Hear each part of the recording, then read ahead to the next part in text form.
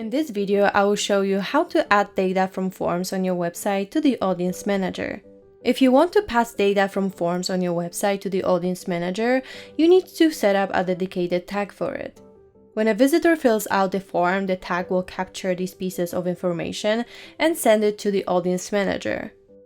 Before you set up the tag, you need to find the form ID for the forms that you want to track. The form ID is the CSS attribute of the form, and you can find it using an inspector in your website browser or a debug mode under event log variables. To start tracking data from forms, you need to add Audience Manager Form Tracker tag in Tag Manager. So let's move on to the Tag Manager, navigate to Tags, and now let's click on Add New Tag. Name the tag and choose the following type, the Audience Manager Form Tracker. Now let's click Next. In the form data tracking, we need to add the form ID of every form we want to track. Optionally, click Include only specific fields and define the fields that you want to track. The tag tracks all fields by default.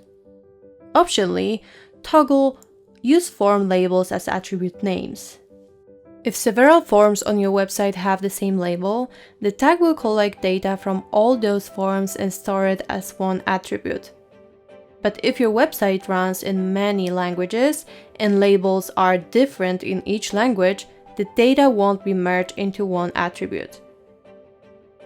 In Tag Triggers, click Choose Existing Trigger and choose All Page Views and click OK. Click OK to save the tag. Now we can test the tag in a debug mode. When you're happy how the tag works, you can click on Publish.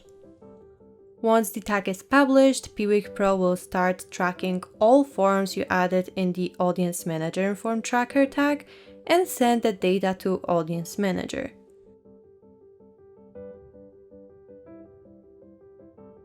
Thanks for watching. You can find more information on our Help Center.